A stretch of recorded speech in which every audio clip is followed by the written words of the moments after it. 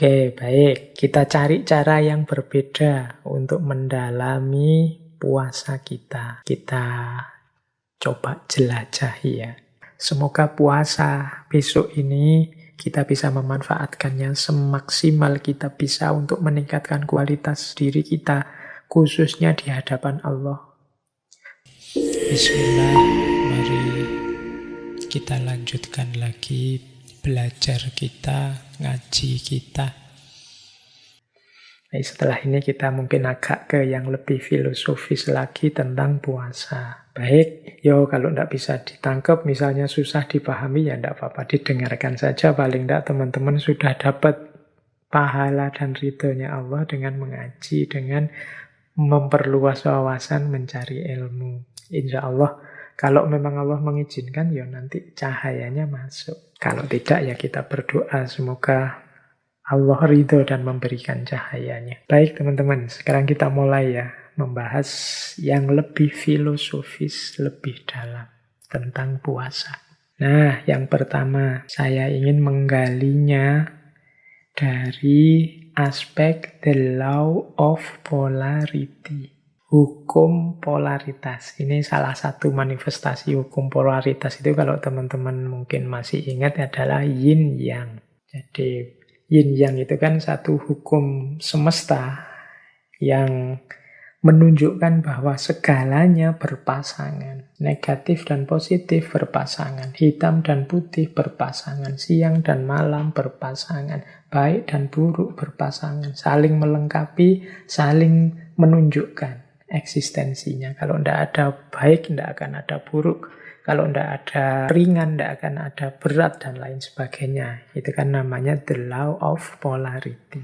Contohnya yin yang. Nah, coba kita lihat puasa ini dari perspektif yin yang tadi. Ada beberapa pasangan-pasangan, kombinasi-kombinasi situasi puasa yang itu menurut saya menunjukkan aspek yin dan yang. Yang pertama, coba kita perhatikan. Puasa itu perintah dari Allah. Tapi unik, isinya perintah itu untuk tidak melakukan. Perintah itu kan harusnya memerintahkan untuk melakukan sesuatu. Tapi khusus puasa, kita diperintahkan untuk tidak melakukan. Nah, ini kombinasi yin sama yang. Jadi kita diperintahkan untuk tidak melakukan. Jadi isinya puasa itu kan kita dilarang makan, dilarang minum, dilarang hubungan seksual, dilarang serba dilarang. Jadi ini menurut saya ini kombinasi yin yang. Kita diperintahkan untuk tidak melakukan. Perintah itu sifatnya positif, tapi tidak melakukan itu kan negatif. Jadi positif dan negatif yang combine jadi satu. Ini teman-teman yang tertarik dengan filosofi perintah untuk tidak melakukan ini bisa membaca karyanya Ibnu Arabi di Futuhat. Bagaimana makna puasa itu sebagai perintah tapi isinya tidak melakukan. Ini sejenis kombinasi dari yin dan yang. Polarity yang kedua, puasa itu berkorban untuk memperoleh. Ini logika yang juga yin sama yang. Harusnya mengorbankan itu kan kehilangan. Aku mengorbankan tenaga, mengorbankan harta, mengorbankan waktu, itu kan kehilangan namanya. Tapi dalam puasa ini kita mengorbankan banyak hal, tapi pengorbanan ini dalam rangka memperoleh banyak hal yang lain.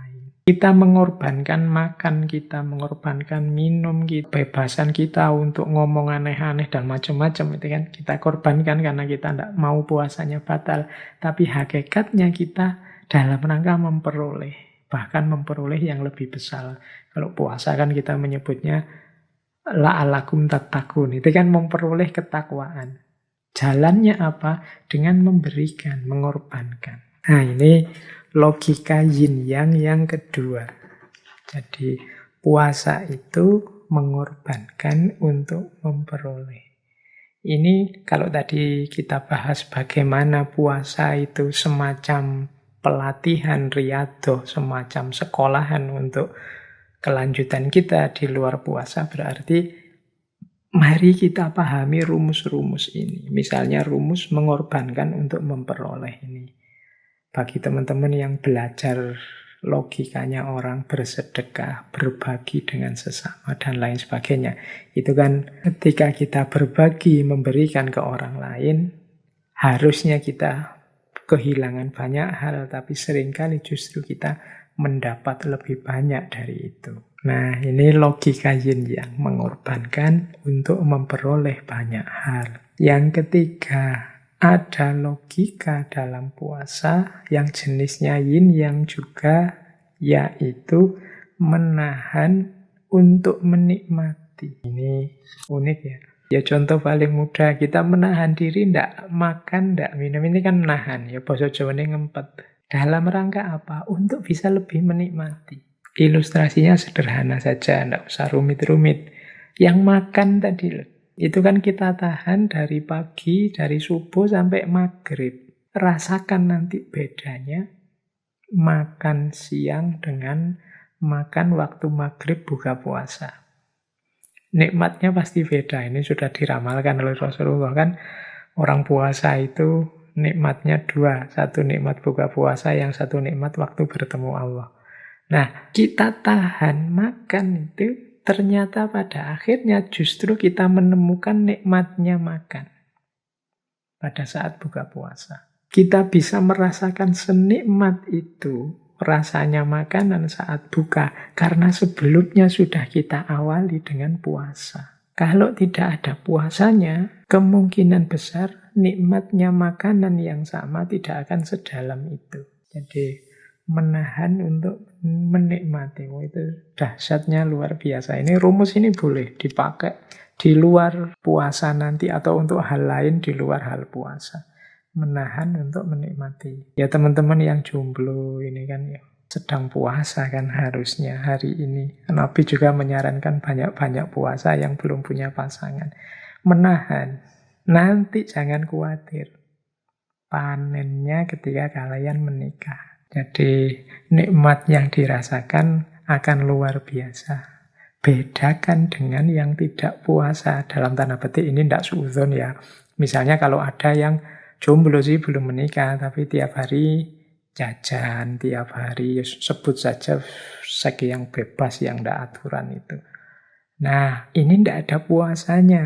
Maka menikah jadinya tidak ada rasanya juga, tidak sakral, wong wis tahu, wis bendino, wis bolak-balik. Tidak terkena hukum menahan untuk menikmati ini. Jadi ini bisa diterapkan untuk banyak hal. Dalam banyak hal kita itu memang butuh menahan. Orang Jawa itu pakai istilah tirakat. Kemuliaan hidup kita akan banyak ditentukan oleh kesanggupan kita menjalani tirakat. Karena ada hukum menahan untuk menikmati. Betapa indahnya Idul Fitri, setelah 1 bulan kita menahan diri untuk tidak makan minum. Tapi yang tidak puasa sama sekali, ya rasanya pastinya hambar. Tidak terkena hukum menahan untuk menikmati. Nah, yang keempat, itu juga salah satu ilustrasi bagaimana hukum yin dan yang dalam puasa. Yang keempat, menyakiti. Ini menyakiti dalam tanda petik ya. Tapi tujuannya untuk menguatkan. Jadi kita ini kan dilatih pelan-pelan oleh puasa. Agak sakit memang. Tapi pada akhirnya kita ini tangguh, kita kuat. Puasa hari pertama kita mungkin teler, puyeng.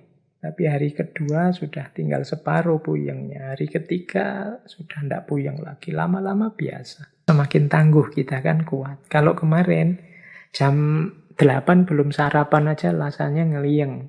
Jam 12 sudah ribut, ingin mau ke warung mana, mau traktiran di mana. Tapi ketika kita puasa, kita kuat, kita lebih tangguh.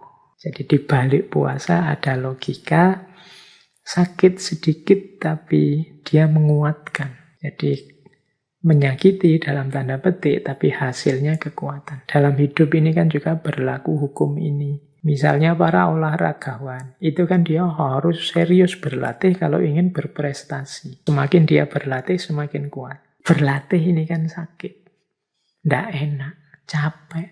tapi hasilnya kuat. Teman-teman yang tidak seneng olahraga, mungkin olahraga itu kan mungkin ya bikin capek, bikin badan sakit semua, dan lain sebagainya. Tapi jangan lupa, dengan olahraga justru kita jadi lebih tangguh. Jadi meningkatkan kekuatan diri kita. Ini diajarkan dalam puasa. Sedikit sakit, tapi hasilnya kita akan jadi lebih tangguh, lebih kuat. Ini hukum, ini penting dalam kehidupan kita nanti, tidak hanya dalam puasa. Menahan untuk menikmati, mengorbankan untuk memperoleh, menyakiti untuk menguatkan. Nah, yang kelima dan keenam, ini menarik.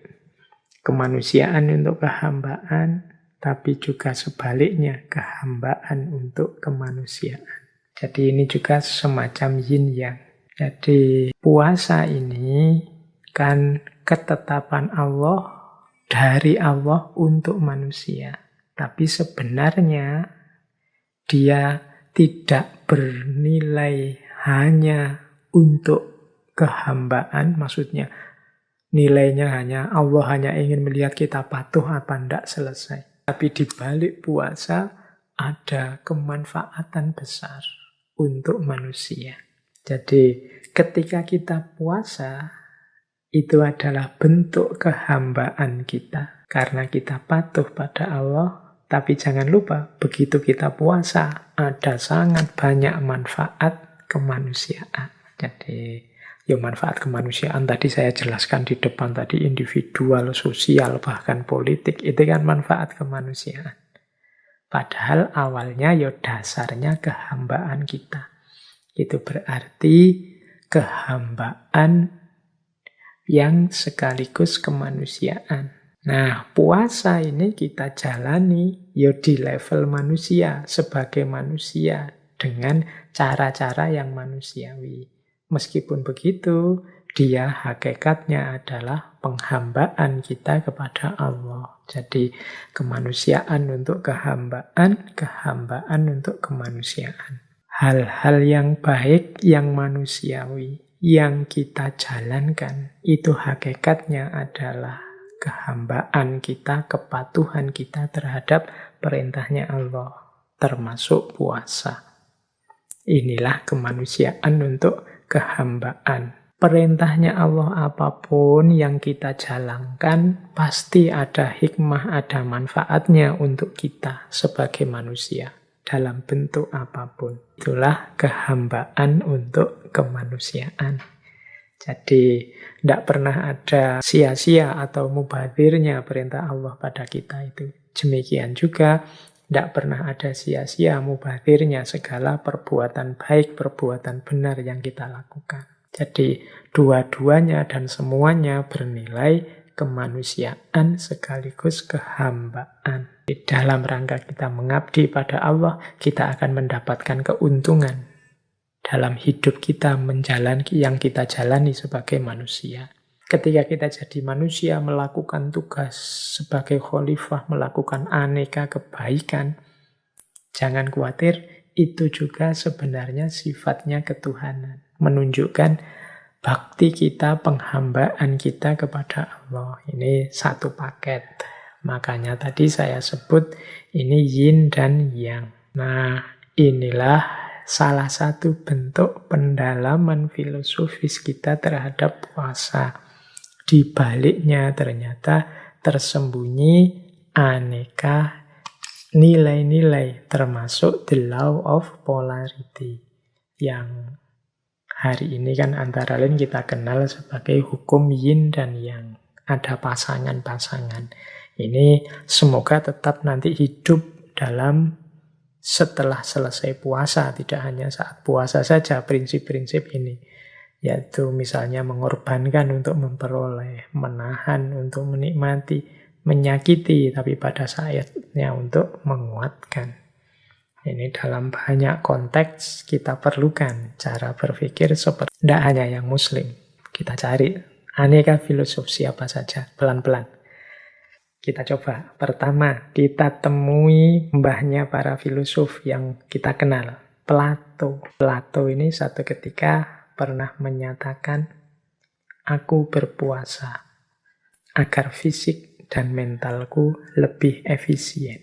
Jadi Plato ini filosof besar, orang pinter di masa lalu yang jasanya banyak untuk kehidupan intelektual manusia di bumi. Di antara strategi beliau agar tetap sehat fisik dan mentalnya, itu jalannya puasa. Ya meskipun zaman Plato pastinya surat Al-Baqarah itu belum turun. Tiba alal ladzina min qablikum. Umat-umat terdahulu ternyata juga puasa. Kata Plato, mental dan fisik itu sehat kalau aku puasa. Dia jadi lebih efisien.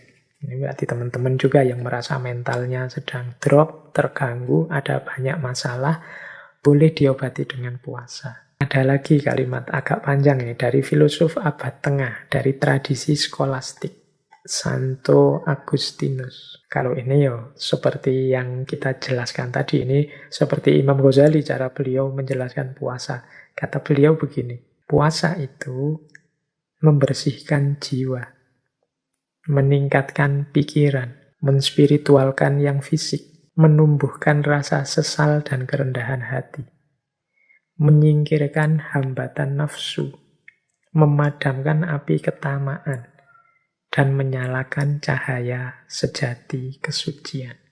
Wah, ini manfaatnya lengkap ya. Lahir, batin, spiritual. Pikiran jadi jernih, jiwa jadi bersih. Yang fisik jadi spiritual. Mengapa yang fisik jadi spiritual? Ya, saat puasa diri kita ini kan kita ajak menspiritual. Kita ajak fokus pada Allah saja. Nah, namanya menspiritual, mengikuti kehendaknya Allah, menghadirkan Allah dalam diri, ini namanya menspiritualkan yang fisik. Kemudian menumbuhkan kerendahan hati, menyingkirkan, menyisihkan hawa nafsu, yang kalau di kita kan diilustrasikan dengan setan-setan itu tangannya diborgol. Kenapa? Karena puasa itu membuat hawa nafsu kita tersingkir. Memadamkan api ketamaan, kemudian menyalakan cahaya kesucian dalam diri kita. Ini Agustinus. Ada lagi ini filosof Dante Alighieri. Ini beliau ini yang nulis novel populer sekali. Ceritanya sangat kontroversial yang judulnya Komedi Ketuhanan, Divina Commedia. Dante ini dalam novel itu ada satu kalimat yang menurut saya menarik. Kata beliau, puasa memiliki kekuatan yang lebih dahsyat dibandingkan kesedihan. Nah, ini bisa diuraikan panjang, ini boleh pakai ilustrasinya Mahatma Gandhi tadi dengan perjuangannya dan lain sebagainya. Jadi puasa itu punya power, tidak sekedar sifatnya pasif, meskipun isinya serba tidak. Tapi puasa lebih dahsyat dibandingkan kesedihan. Orang kalau sedih itu kan kadang-kadang melakukan hal-hal yang mungkin tidak terfikir sebelumnya, tapi puasa punya kekuatan lebih dahsyat dari itu. Paling tidak orang sedih itu kalau kecenderungannya tidak terkontrol sehingga kadang-kadang melakukan hal yang nanti disesali. Sementara orang puasa itu diawali dari kontrol diri. Sama-sama powerful tapi puasa lebih dahsyat dibandingkan kesedihan. Kemudian ada juga kalimat dari Paracelsus. Paracelsus ini dokter, astrolog, ahli okultisme, ahli kimia, kelahiran Swiss. Ini ya lebih populer ilmu pengobatannya beliau yang luar biasa. Katanya Paracelsus, puasa adalah pengobatan terbaik. Dia adalah physician, dokter yang ada dalam diri kita. Jadi ternyata dalam diri kita ada dokternya apa? Puasa. Itu Paracelsus yang bicara ini. Kalau yang ngomong, kadang-kadang kita itu kan agak genit. Kalau yang ngomong para ulama kita, kadang kita nganggapnya, itu dogmatis, itu tradisional. Ini yang ngomong dokter, ahli astrologi, ahli kimia. Kemudian jangan lupa Benjamin Franklin, yang sering disebut sebagai bapak pendirinya Amerika Serikat yang kita kenal sekarang. Katanya Franklin, obat terbaik itu ada 2, yaitu istirahat dan puasa. Ini Benjamin Franklin ya yang bicara. Nah, ya nggak perlu saya jelaskan, teman-teman sudah ngerti mengapa kok istirahat dan puasa itu jadi obat terbaik. Ini lebih menarik. Fyodor Dostoyevsky. Ini filosof eksistensialis sejajar dengan Sartre dan kawan-kawan, asal Rusia. Kapan-kapan kita bahas beliau. Nah, kata beliau, menarik. Beliau bilang begini, ketaatan, puasa, dan doa itu sering ditertawakan. Padahal hanya melalui hal tersebut terdapat jalan untuk kebebasan sejati. Aku memotong keinginan tak terkendali dan tidak penting. Aku tundukkan kesombongan dan ketamaanku, dan kuhukum ia dengan kepatuhan. Dan dengan pertolongan Tuhan, aku mencapai kemerdekaan jiwa dan kenikmatan spiritual. Nah, ini Dostoyevsky. Jadi kata beliau, mungkin orang-orang hari ini, orang-orang modern yang baru mengalami renaisan, menertawakan kepatuhan pada agama, menertawakan puasa, menertawakan doa. Padahal menurut Dostoyevsky, ketaatan, puasa, dan doa itu bisa menjadi jalan bagi kebebasan yang sejati. Kebebasan yang sejati ini kan yang diimpikan oleh para filosof eksistensialis. Katanya Dostoyevsky, untuk menemukan kebebasan sejati itu, aku memotong keinginan tak terkendali dan tidak penting. Jadi justru kebebasan itu akan ketemu tidak dengan mengumbar keinginan, tapi dengan membatasi keinginan. Termasuk membuang keinginan yang tidak penting. Kemudian aku tundukkan kesombongan dan ketamaanku. Jadi mengalahkan sombong dan tamak. Orang yang sombong dan tamak tidak akan menemukan kebebasan sejati. Karena justru dia akan dibelenggu oleh kesombongan dan ketamaannya. Dan kuhukum dia dengan kepatuhan. Jadi untuk menundukkan kesombongan, ketamaan itu jalannya ya patuh, taat. Dan dengan pertolongan Tuhan aku mencapai kemerdekaan jiwa dan kenikmatan spiritual. Nah, ini Fyodor Dostoyevsky. Ada lagi Hermann Hesse. Beliau ini penyair, novelis, spiritualis dari Jerman. Beliau mengatakan begini, setiap orang dapat melakukan keajaiban. Setiap orang dapat mencapai tujuannya kalau ia mampu berpikir, kalau ia mampu menunggu, dan kalau ia mampu berpuasa. Ini pendapatnya Hermann Hesse. Kalau kita ingin melakukan hal-hal luar biasa, jalannya cuma 3. Bisa berpikir, siap menunggu, dan mau berpuasa. Nah, berpikir berarti ya jangan pasif. Daya gunakan akal budimu. Mau menunggu berarti mau mengikuti prosesnya. Tidak ada keajaiban, kesuksesan, keberhasilan yang instan. Dan mau berpuasa. Berarti siap susah, siap berkorban, siap menghindari ini, tidak melakukan ini, itu, dan lain sebagainya. Nah, ini Hermann Hesse. Oh, ini para intelektual besar ternyata juga menyarankan puasa. Apalagi tokoh kita minggu lalu, Mahatma Gandhi. Saya bawa beberapa quotes dari Mahatma Gandhi yang berhubungan dengan puasa. Misalnya ini, agamaku mengajarkan kepadaku bahwa kapanpun muncul tekanan yang tak dapat disingkirkan sendiri, seseorang harus berpuasa dan berdoa. Jadi ini sarannya Gandhi. Dia bilang agamaku, karena beliau agamanya Hindu. Ternyata memang tradisi puasa itu ada di semua agama dan juga ada di semua umat masa lalu. Katanya Gandhi, agamaku mengajarkan kalau ada tekanan, mungkin teman-teman sedang stres apa, galau apa, punya problem apa, yang tidak bisa disingkirkan sendiri. Jalannya apa? Ya berpuasa dan berdoa. Jadi ini kalimat dari Mahatma Gandhi. Masih banyak kalimat-kalimat yang lain dari beliau, tapi kapan-kapan saja kita bahas per tokoh. Masing-masing tokoh ini kita bahas panjang lebar bagaimana pandangannya tentang puasa. Baik, kita lanjutkan. Tadi sudah ya para tokoh-tokoh intelektual dari luar Islam. Sekarang coba kita tengok serba sedikit tokoh-tokoh Muslim. bagaimana pendapat para intelektual kita juga tentang puasa. Saya membawa beberapa tokoh. Nanti kita akhiri dengan dua tokoh idola kita, Jalaluddin Rumi dan Suhrawardi Al-Maktul. Saya bawa misalnya, ini ada pendapat bagus dari Syekh Waliullah Ad-Dihlawi. Syekh Waliullah Ad-Dihlawi ini pembaharu muslim, ahli hadis, ahli sejarah, ahli filsafat, ahli teologi. Dia ini pelopor modernisme dalam dunia Islam. Beliau menyatakan begini tentang puasa. Kata Syekh Dihlawi, puasa itu adalah tiryak. Tiryak itu penawar bagi racun-racunnya setan, kata Syekh Dihlawi. Dengan puasa Anda memukul, menghancurkan naluri kebinatangan atau al-bahimiyah yang mungkin selama ini menguasai diri Anda.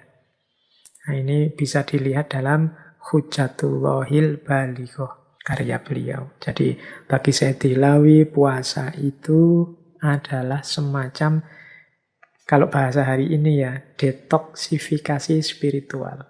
Dalam diri kita ini kan banyak racun-racunnya yang mengotori batin kita, sehingga spiritualitas kita terhambat. Nah, obatnya dari kekotoran-kekotoran jiwa itu antara lain ya puasa. Dialah yang menjadi tiryak. Tiryak itu penawar dari karat-karat, racun-racun, kotor-kotor yang ada dalam diri kita. Jadi ketika kita sedang puasa, terjadi detoksifikasi spiritual. Ya tentunya yang puasanya sungguh-sungguh ya, bukan yang puasa hanya formalitas untuk mendapatkan, untuk menahan lapar dan haus saja. Nah, ini Syekh Waliullah Dihlawi. Boleh saya tambahi lagi, misalnya ini ada pendapat dari Syekh Abdul Wahab Asy-Sya'rani. Nah, ini teman-teman pesantren pasti kenal dengan beliau ini. Syekh Abdul Wahab Asy-Sya'rani ini biasanya disebut Imam Sya'rani.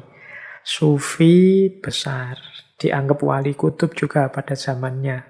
Beliau ini gelarnya Imamul Muhaqqiqin wa Zudwatul Arifin. Beliau ini selain ahli sufi, juga ahli fikih, juga ahli hadis. Beliau menulis 60 lebih kitab. Ya kebanyakan bercorak tasawuf. Misalnya Lataiful Minan, Tambihul Muhtarin, dan lain-lain. Teman-teman yang suka kajian tasawuf harusnya kenal tokoh ini. Kisah-kisah tentang karomah beliau juga banyak. Kalau yang muda-muda kan biasanya yang diincer ya cerita-cerita karomahnya ini. Nah, kata Syekh Abdul Wahab Asy-Sya'rani, puasa itu membawa kita kepada woyah an-nuroniyah.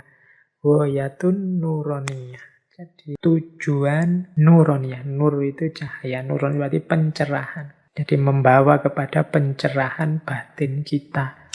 Juga peneguhan rohani. Dan juga melahirkan berbagai kebajikan saat kita berpuasa. Jadi puasa itu mencerahkan batin kita, memantapkan rohani kita. Dia melahirkan banyak sekali kebaikan. Nah, ini Tambihul Muhtarin, Syekh Abdul Wahab Asy-Sya'rani. Nah, ini boleh juga kita jadikan referensi. Jadi ternyata pencerahan batin kita, laku kita untuk membuat diri kita bercahaya antara lain bisa melalui jalur puasa. Boleh juga, ini ada quotes yang populer sekali dari tokoh intelektual muslim. Kalau ini modern, Thariq Ramadan. Beliau ini filosof, penulis, akademisi, asalnya dari Swiss. Cucu dari Imam Hasan al-Banna, pendiri Ikhwanul Muslimin. Beliau ini profesor di Fakultas Teologi Universitas Oxford. Jadi, kalau ini beliau intelektual kontemporer. Beliau punya pandangan begini. Filosofi puasa mengundang kita untuk mengenali diri kita sendiri, menguasai diri kita sendiri, dan mendisiplinkan diri kita sendiri menjadi lebih baik. Juga untuk membebaskan diri kita sendiri. Berpuasa berarti mengenali ketergantungan-ketergantungan kita dan membebaskan kita darinya. Ini kalimatnya ada diri kita sendiri banyak. Ayo kita cermati ya tadi. Yang pertama, puasa itu berarti punya manfaat mengenali diri. Diri kita yang lemah, banyak kekurangan, banyak ketidaktepatan. Kalau sudah mampu mengenali diri, kita menguasai diri kita sendiri. Kita ini kan dalam hidup kita sehari-hari sering tidak menguasai diri kita sendiri. Nah, saat puasa ini kita kuasai benar diri kita. Kita ini kan seringkali diombang-ambingkan oleh hawa nafsu, oleh ambisi, macam-macam. Kita tidak menguasai. Nah, ketika puasa kita kuasai diri kita sekarang. Ini tidak boleh, itu tidak boleh, dan sebagainya. Yang ketiga, mendisiplinkan diri kita. Jadi, puasa itu kan paling kelihatan latihan disiplinnya. Kapan boleh makan, kapan tidak boleh makan. Kapan harus sahur, kapan harus buka, kapan waktunya habis, dan lain sebagainya. Disiplin. Kemudian juga pembebasan diri. Jadi, puasa membuat kita sadar hakikat diri kita, sehingga kita bisa membebaskan diri kita dari ketergantungan di luar diri kita, dan hanya bergantung pada Allah saja. Nah, ini pandangannya Thoriq Ramadan. Puasa membuat kita kenal diri, membuat kita menguasai diri, mendisiplinkan diri, dan membebaskan diri. Baik, saya lanjutkan. Waktunya masih 20 menit ya, kurang lebih. Kita lihat sekarang pandangan ini tokoh yang sering dan pernah kita bahas, yaitu beliau dari tradisi filsuf muslim iluminatif Suhrawardi Al-Maktul, yang terkenal dengan filsafat isyroknya, dengan quotes-nya yang populer sekali, engkau hanya kaca, bukan cahaya. Nah, manfaat puasa ini menurut saya Suhrawardi adalah mempersiapkan jiwa, membuat diri kita terlepas dari penjara materi dan siap untuk mendapatkan cahayanya Allah. Kata Syekh Suhrawardi, puasa itu mempersiapkan diri kita sebelum memperoleh pengetahuan. Makanya Syekh Suhrawardi, ini ada kisah begini, menyarankan orang yang ingin membaca kitab filsafatnya yang judulnya Hikmatul Isyraq itu, oleh Syekh Suhrawardi disarankan puasa dulu 40 hari. Mengapa harus puasa 40 hari? Katanya Syekh Suhrawardi, kalau tidak puasa, orang yang membaca kitab itu tidak akan dapat manfaat apa-apa. Paling hanya menemukan kumpulan huruf-huruf mati. Mungkin hanya ngerti maksudnya, tapi tidak akan berpengaruh terhadap hidupnya. Jadi, puasalah dulu, kata Syekh Suhrawardi, 40 hari. Kalau sudah puasa, maka selama 40 hari ini menunjukkan orang ini sudah terbebas dari penjara materi. Kalau dia sudah bebas dari penjara materi, maka jiwanya sudah jernih dan siap untuk memantulkan cahayanya Tuhan atau pengetahuan. Jadi mungkin kemarin ada yang tanya ketika ada quotes, engkau kaca bukan cahaya, dan kemudian bagaimana Pak cara membersihkan batin yang seperti kaca itu, antara lain kalau tipsnya Syekh Suhrawardi ya dengan puasa. Puasa akan membuat kita lepas dari penjara materi dan kita masuk kelompok namanya Ikhwanut Tajrid.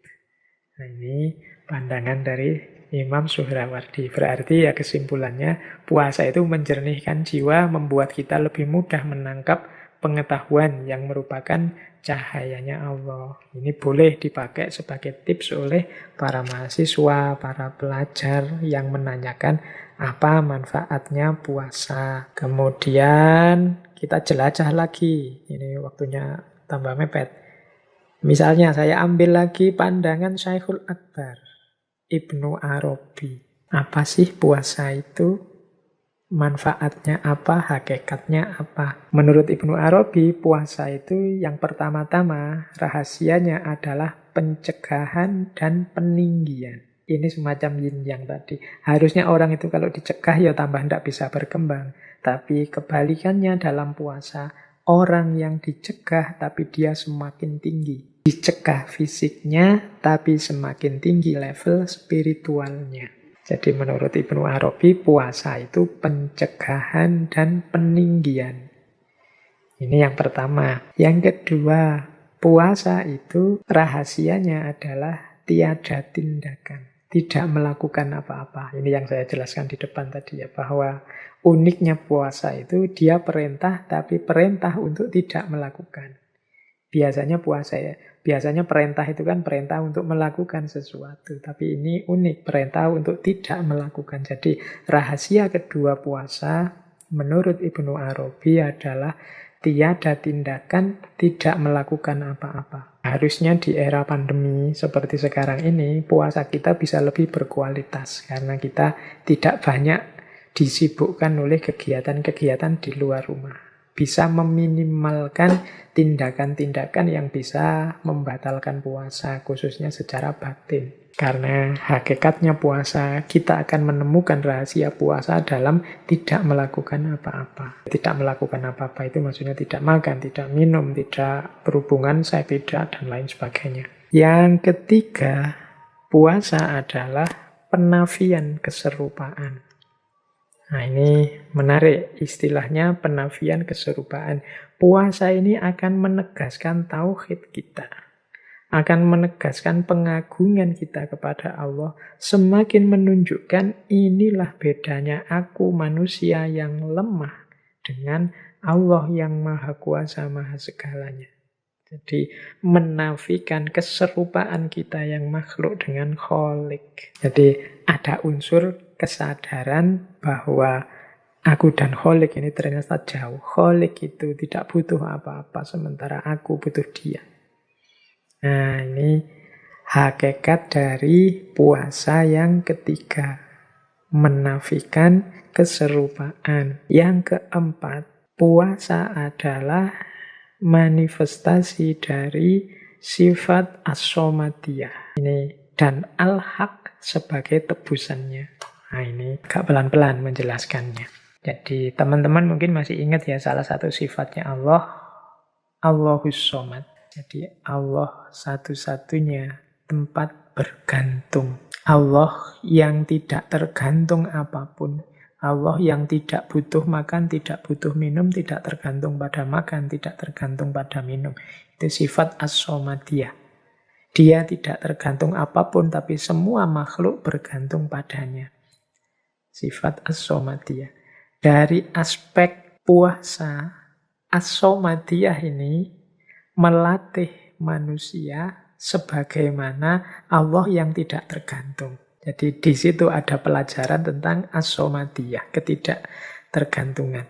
Manusia yang semula tergantung sama sekali dengan makan, latihan untuk tidak tergantung dengan makan. Ini dari sisi fisiknya, nanti dari sisi batinnya juga begitu. Tidak tergantung pada dunia, tidak tergantung pada ambisi, tidak tergantung pada jabatan, tidak tergantung pada target-target yang tidak penting dan lain sebagainya. Jadi ini manifestasi dari sifat Allah as-somadiyah. Maka puasa ini terus unik, khusus, istimewa. Sehingga Allah menyatakan wa ana, dan akulah yang akan membalasnya. As-saumuli wa ana atsubi. Makanya Allah sebagai tebusannya. Seorang hamba yang bersusah payah untuk melepaskan ketergantungannya. Sebagaimana Allah yang tidak tergantung apapun, bahkan dia jadi tempat bergantung. Ini kan perjuangan berat. Padahal sebelumnya sudah ditegaskan bahwa makhluk itu jauh, tidak mungkin setara, tidak mungkin serupa dengan Allah. Tapi orang-orang yang berpuasa ini berjuang mengatasi ketergantungannya dari selain Allah kepada Allah saja. Ini ada takhollaq bi ahlakillah dalam konteks as-somadiyah. Makanya perjuangan ini dibalas langsung oleh Allah. Makanya al-haq sebagai tebusannya. Nah ini puasa kalau dalam perspektifnya Ibnu Arabi. Pencegahan dan peninggian, tiadanya tindakan, penafian keserupaan, dan juga manifestasi dari sifat as-somadiyah. Memang beliau ini ya sufi, jadi pandangan-pandangannya coraknya sufi. Sama seperti Suhrawardi tadi, karena beliau juga sufi, filosof, pandangan-pandangannya ya coraknya sufi, filosof. Baik, saya lanjutkan. Nah, sekarang kita ketemu tokoh terakhir kita, yaitu Jalaluddin Rumi. Ini kalau sudah membahas Maulana Rumi, mau tidak mau kita harus bertemu syair-syair beliau. Nah, sesi kita malam hari ini kita akhiri dengan syair-syair dari Maulana Jalaluddin Rumi yang berhubungan dengan puasa. Ini saya membawa beberapa, nanti ada yang panjang, ada yang saya potong. Misalnya ini untuk menggambarkan pandangan beliau tentang puasa dari Masnawi. Saat mulut ini tertutup, mulut lainnya akan terbuka untuk siap menerima jamuan rahasia. Tahanlah bibirmu dari makan dan minum, bergegaslah menyambut hidangan langit. Ini secara sufistik Maulana Rumi ingin menjelaskan bahwa kalau mulut duniawi kita ini sangat sibuk, terbuka terus-menerus, tidak kita tutup-tutup. Ini kan semacam mulut yang menghadap ke arah dunia. Maka mulut ukhrawi, mulut yang satunya, yang berhubungan dengan langit, berhubungan dengan Allah, ya pastinya tidak akan kita perhatikan. Pastinya nanti dia terlantar, tidak pernah jadi fokus kita. Saat kita puasa, di balik mulut duniawi ini yang setiap hari terbuka, sekarang ditutup.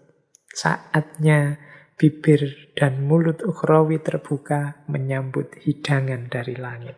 Jadi menyambut hadirnya Allah, menyambut hadirnya kebaikan, kebajikan, kebenaran dari langit yang selama ini sering tidak kita perhatikan karena kita terlalu sibuk mencari makanan untuk mulut duniawi kita. Nah, ini salah satu syair beliau. Ada juga syair ini dari Diwani Syams. Beliau bilang begini, meski ragamu akan memucat sebab puasa, namun jiwamu akan melembut bagai sutra, pintu-pintu langit akan terbuka.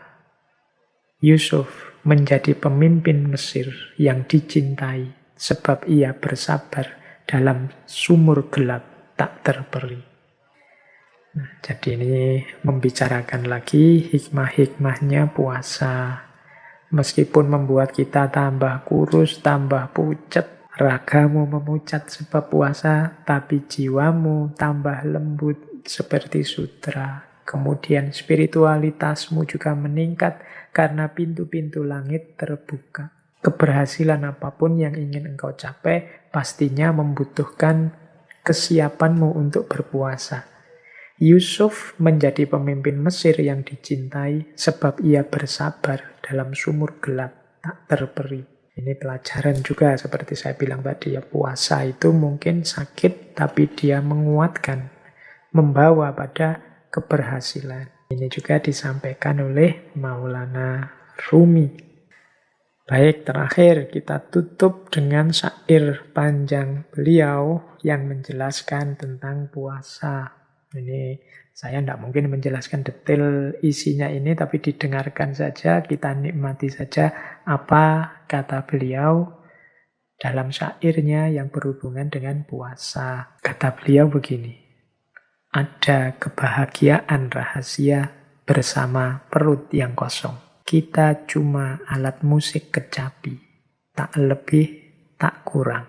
Ketika kotak suara penuh, maka musik pun hilang. Bakar habis segala yang mengisi kepala dan perut dengan menahan lapar. Maka setiap saat irama baru akan keluar dari api kelaparan yang nyala berkobar. Ketika hijab habis terbakar, keperkasaan baru akan membuatmu melejit berlari, mendaki setiap anak tangga di depanmu yang digelar. Jadilah kosong, lalu merataplah, seperti indahnya ratapan bambu seruling yang ditiup pembuatnya. Lebih kosong lagi, jadilah bambu yang menjadi pena, lalu tulislah banyak rahasianya. Ketika makan dan minum memenuhimu, iblis duduk di singgasana tempat jiwamu semestinya duduk. Bagai sebuah berhala dari logam yang duduk di tengah Ka'bah. Tetapi ketika engkau berpuasa menahan lapar, sifat-sifat baik mengerunimu bagai para sahabat yang ingin membantu. Puasa adalah cincin Sulaiman. Jangan melepasnya demi segelintir kepalsuan hingga engkau hilang kekuasaan. Namun andai pun engkau telah melakukannya hingga seluruh kemampuan dan kekuatanmu hilang, berpuasalah. Mereka akan datang lagi kepadamu bagai pasukan yang muncul begitu saja dari tanah dengan bendera dan panji-panji yang berkibar megah. Sebuah meja akan diturunkan dari langit ke dalam tenda puasamu. Meja makan Isa Al-Masih. Berharaplah memperolehnya karena meja ini dipenuhi hidangan lain yang jauh lebih baik dari sekedar sop kaldu sayuran. Ini kalimatnya panjang, tapi tidak harus kita pahami detail, kita dengarkan, kita rasakan saja. Insya Allah kita bisa menangkap apa yang dimaksud oleh Maulana Rumi. Jadi paling tidak dari syair ini kita bisa menangkap rahasia puasa sebagai yang pertama, yang membakar habis hijab yang menghalangi kita dari Allah. Dan nantinya memberikan kekuatan baru pada kita sehingga kita bisa menaiki tangga-tangga spiritual. Yang kedua, puasa membuat kita bisa menyingkirkan segala yang tidak penting, segala yang tidak esensial dalam hidup kita. Sehingga suara kebenaran kita, keindahan ekspresi kebaikan kita akan lebih murni, lebih keras terdengar oleh orang lain. Kemudian yang ketiga, puasa berarti juga menyingkirkan iblis yang duduk dalam diri kita. Iblis itu berarti ambisi, hawa nafsu, hasrat-hasrat keduniaan yang negatif. Ini bisa bersinggasana, bertahta dalam diri kita karena kita sibuk makan dan minum. Dan mereka duduk di atas tumpukan sampah makan dan minum kita. Maka ketika kita berpuasa, menahan lapar, kembali lagi kebaikan-kebaikan dalam diri kita, iblis yang duduk di singgasana tadi akan tersingkirkan. Kemudian di bagian sebelum akhir itu, beliau menjelaskan mungkin ada kalanya puasa kita itu palsu. Puasa kita tidak sejati. Sehingga kita kehilangan manfaatnya, kehilangan dayanya. Kalau sudah begitu bagaimana? Tidak masalah, puasalah lagi. Ketika kita puasa lagi, maka hakikat dan manfaat puasa akan hadir kembali. Dan seterusnya. Ya, maksudnya secara umum itu dari syairnya Maulana Rumi tadi. Baik, teman-teman. Saya kira sesi kita malam hari ini sudah cukup. Semoga yang kita bahas malam hari ini setidaknya semakin membuat kita mantap untuk berpuasa secara sungguh-sungguh. Semoga puasa kita naik level sebagaimana Imam Ghazali yang punya kategori awam, khawas, khawasul khawas. Saya tidak tahu teman-teman ada di level mana, tapi semoga puasa kita semakin berkualitas, semakin berkualitas. Sudah sejak kecil kita berpuasa.